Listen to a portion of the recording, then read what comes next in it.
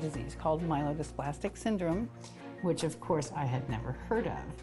There might be a possibility it's not treatable and then it would turn into terminal cancer. Within 3 to 4 years, it will turn into leukemia without a bone marrow or stem cell transplant. You just feel pretty helpless. Survival can be less than a year. There's a 40% chance I could die, even after the transplant. I said, let's see what other options are out there without going to the extreme.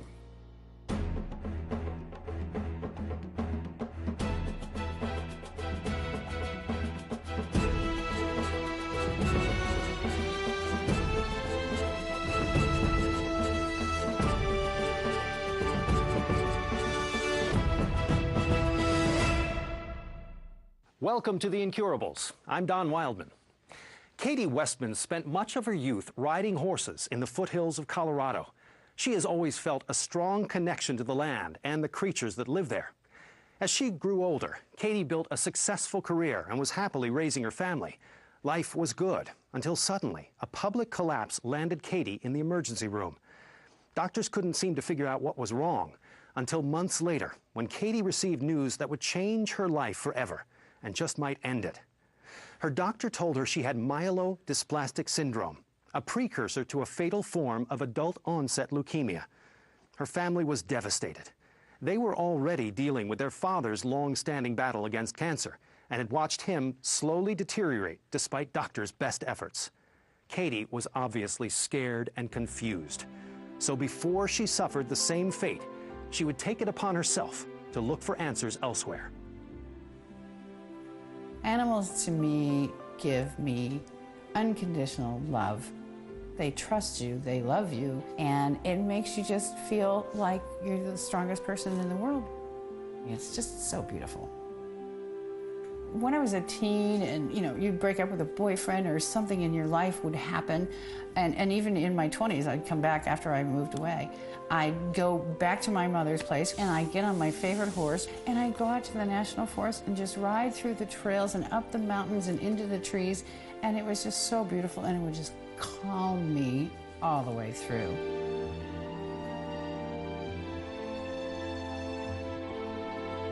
When you do find out that you're sick or have some problem, animals can feel and sense when a human is not feeling quite right, and they just kind of give you a little more attention and a little more love than you had generally gotten in the past.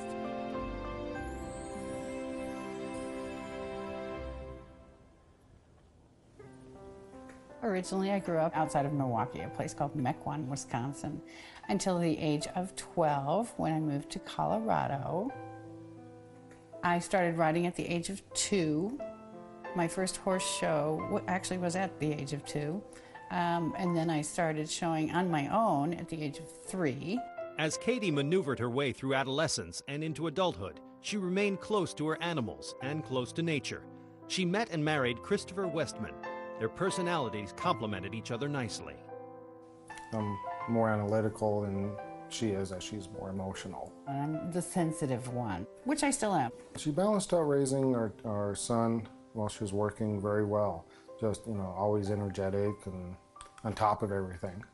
I tended to work a lot and probably was not taking care of myself. Katie's business required her to work long hours. It was a sacrifice she was willing to make, but her dedication to the job may have come at the expense of her own well-being. I think she was trying to put a lot of energy into the business because she was a professional woman prior to, becoming married, and, I think she was just burning the candle at both ends a little bit. I was doing a lot of activities. I was very healthy at the time because I was doing Pilates, and I started like 1 or 2 times a week, and I moved it up to like 3 or 4. Everything was going extremely well, yeah, and I really did love my job. All of the effort was paying off. Katie was growing her business rapidly while still managing to provide the love and support that her family needed. But inside, Katie's body began to show signs that the increased stress might be taking a toll. A couple of years ago, I was meeting with a very large client trying to sign a major contract. I had met her only once or twice before, a very nice lady, and she and I were meeting for lunch. The morning before my luncheon, I started feeling a little on the weaker side. Knowing a little bit about blood sugar, my brother is a diabetic, I think that I needed basically to eat. So as long as I eat something, everything will get a little bit better. We went to a nice little salad bar, and as we were finishing the line, I was paying for the meal, I fainted. So of course they called the ambulance, which I didn't want them to do because I thought I was fine. I was at work, and when I got a phone call, and she said, well, you know, your wife has fainted and we're going to this hospital. So I dropped what I was doing and headed over there. All I wanted to do was go home because I thought I was fine. The doctor said, well, you're anemic, you're low on blood, but we don't know why, so we're going to give you a couple of pints of blood, and as it turned out, I needed 4. Katie Westman thrived on an active lifestyle, so when she felt a little strange one morning, she had no cause for concern. But that afternoon, Katie was rushed to the hospital after she fainted during a business meeting. She was informed that she was anemic, given 4 units of blood, and admitted for observation. Doctors didn't know what had brought on the condition, so they presumed it was simply a virus. After the 2 days in the hospital, I just felt great. So for 8 months, I went without any treatment until I started to feel that feeling again. Now I knew that, okay, I'm getting to the point where I'm run down and I'm feeling like fainting again. This time, Katie listened to her ailing body. She immediately went in to see her regular doctor, and blood tests revealed that, indeed, she was once again severely anemic. The situation called for another emergency blood transfusion. Her hematologist was so concerned about the recurrence that he decided to conduct a bone marrow biopsy that day. The results were more than unexpected. They were devastating. They said you have a disorder in your blood, miaelodisplastic syndrome, that is creating this anemia. This was a shock. You know, it's just like, what can you do? You just feel pretty helpless.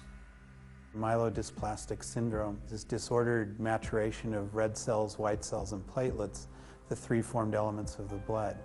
In the most aggressive form, where the disease is transforming into acute leukemia, survival can be less than a year. I had a couple of meltdowns with my husband and went, oh my God, I'm going to die of leukemia. And I don't know anything about leukemia. With my son, we never lied to him about what was going on, because basically we really didn't know for a fact what was going on. So we'd tell him, okay, there's something wrong with mommy's blood, and the doctors are trying to fix it. A lot of the causes of MDS are unknown. It does happen with people who have had either radiation or chemotherapy, which I've never had. So there was, again, no reason for me to have this disease at all. Katie's hematologist referred her to the head of oncology, Dr. Robert Rifkin, to discuss the diagnosis and map out a course of treatment. The seriousness of it is really related to how many blood transfusions she's needing. At some point there are hazards to those, and then you need to move on to more aggressive therapy, such as a stem cell transplant. At present, they offer the only true form of cure. The procedure itself had a major risk. There's a 40% chance I could die, even after the transplant. Facing little more than a 50% chance of survival, Katie was understandably frightened. Her fears worsened when she learned that her father, who had been stricken with cancer for some time, had taken a turn for the worse. I got the word from my mother that my father's cancer had come back. It scared me so much that I went part-time at work and started spending more time down with my parents in Monument. I think with my father's illness, I think a lot of us were looking at life a little differently. That was extremely stressful to watch my father day by day deteriorate, because I was losing one of the best men I've ever met in my life, and who was always special and important to me. Yet in the back of my mind, I was pretty scared for myself too, but didn't know what else to do as far as taking care of myself, other than just being around the family and getting blood every 2 months. Katie's father finally lost his battle with the disease. After my father passed away, I was getting more pressure from the cancer center to go for a bone marrow or stem cell transplant. Her mother approached us with actually the idea that Katie gets a second opinion. I have a son that lives in Texas, and he felt that One of the best places was this MD Anderson's in Houston, and he said, I feel you should bring her down here. The diagnosis was the same as here in Colorado. However, that physician down there thought that she should wait on the stem cell transplant. I said, great, let's see what other options are out there without going to the extreme. In the meantime, I had not gotten back into my career thinking, okay, I just need to work on me for a while. She said, I just really would like to get away, and I said, do it, go. Katie needed an escape from the pressure of dealing with her father's death and the prospect of her own uncertain future. She decided to call Jean Genet, an old friend living in Florida, who also happened to be a pioneer in brainwave frequency research. And actually, it took me a while to call him because I was almost scared to tell him what I had. So made that phone call, which was tough for me to make, to my friend in Florida, and said, what do you think I should do? And he said, I think you should get on the first plane to Florida and let's go work on this. Westman was diagnosed with a disease that, if not managed properly, would likely develop into a fatal form of leukemia. Doctors wanted to perform a complete stem cell transplant procedure, but Katie wasn't ready to undergo an operation that only 50% of patients survive. So she sought advice from an old friend involved in a very new and controversial form of therapy. I get a phone call from Katie, and she mentioned that she says, look, I have some health issues. I said, okay, what are they? She said, I have myelodysplastic syndrome. The options available to her were stem cell transplant, and at that time, only marginal in success. The other options were chemotherapy. She was calling me to see if I had anything to offer that would give her an opportunity not to participate in either one of these. Jean Genet has studied brainwave activity for much of his career. Specifically, he's interested in how external forces can influence the mental condition, and in turn, how a person's frame of mind can affect their overall health. His success with such research at NASA allowed him the opportunity to explore how a dolphin's echolocation and brainwave activity might likewise affect the human mind as it relates to physical wellness. Katie had approached me with her friend John Genet, that he had helped other people with different problems. I said, okay.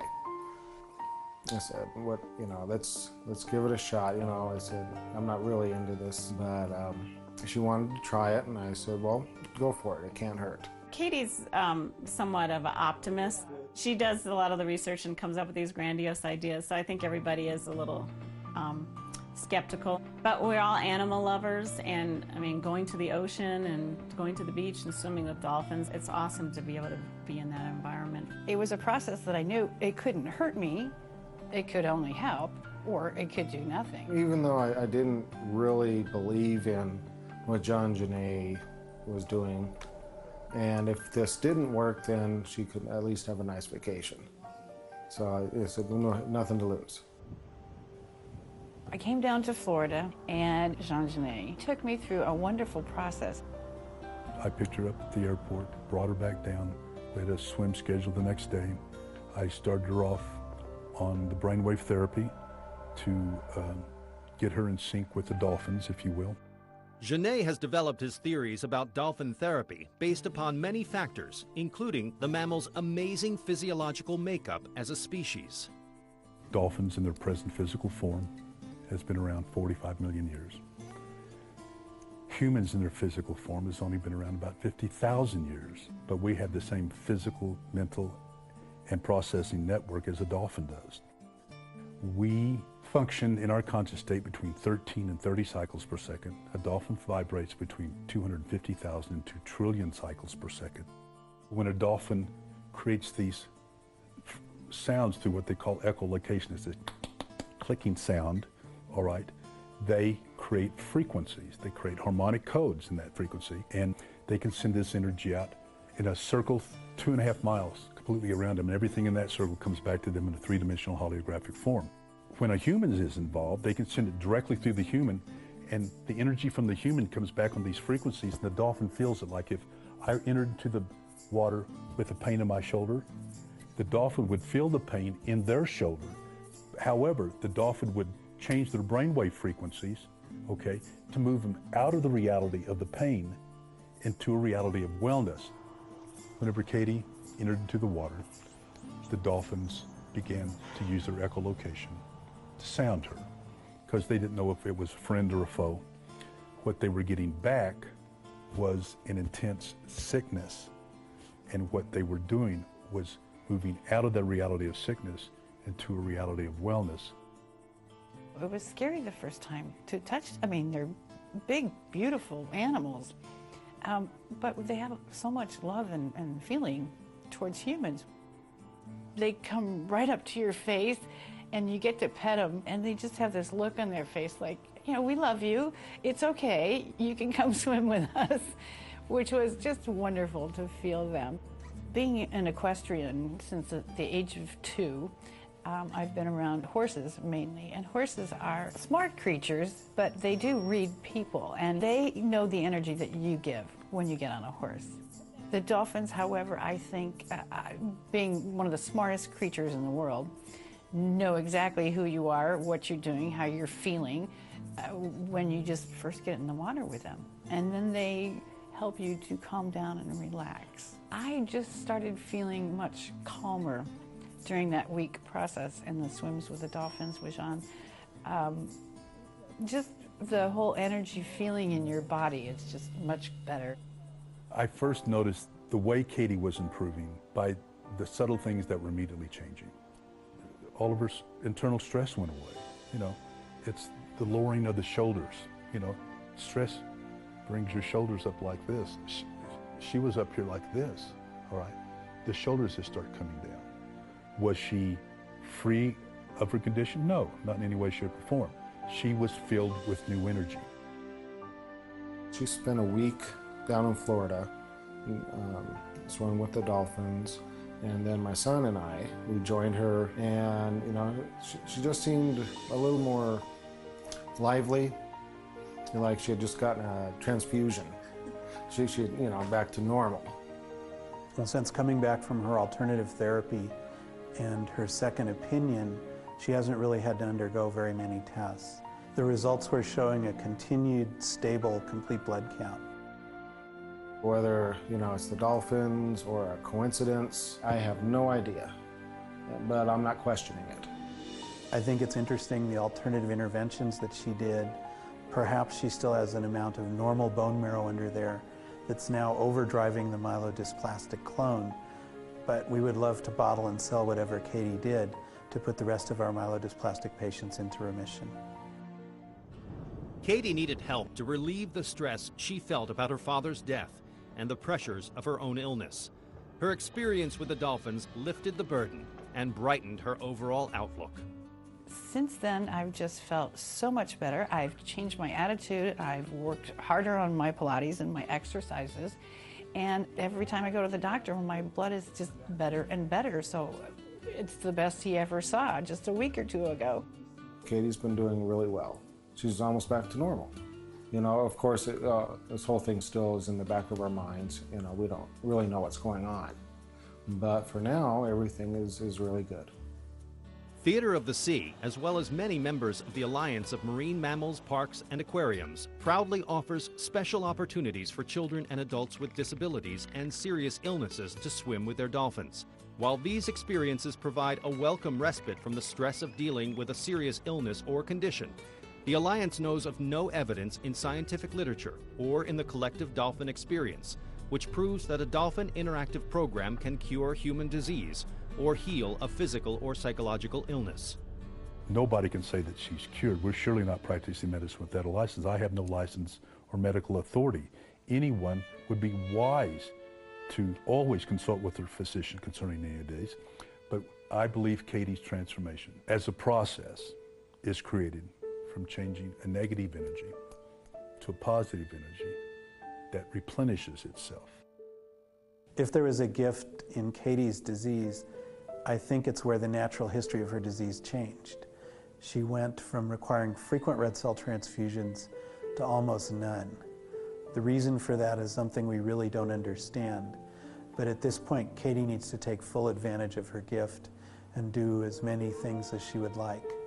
At some point in the future, I think both Katie and I know there's a significant risk of her disease progressing. We just go through, day to day, week to week, hoping for the best. It's been tough, but I think we're going to get through it. I think when you're faced with a terminal illness, there's just a natural, I would think, a peace that I saw my father go through, and I think I've seen Katie go through, that you do enjoy the simple things in life. The little things in life I just appreciate now is my son playing with his new puppy, my husband coming home after a really long day of work and still has a smile on his face. I love being around my horses. I love being around my family. All the little things that you kind of forget about, just you appreciate. Katie Westman had watched her father succumb to the ravages of cancer after doing everything his doctors had prescribed. When she was diagnosed with an illness likely to lead to leukemia, her instincts convinced Katie that she did not want to endure a major surgery and multiple rounds of chemotherapy with little assurance that either would cure her.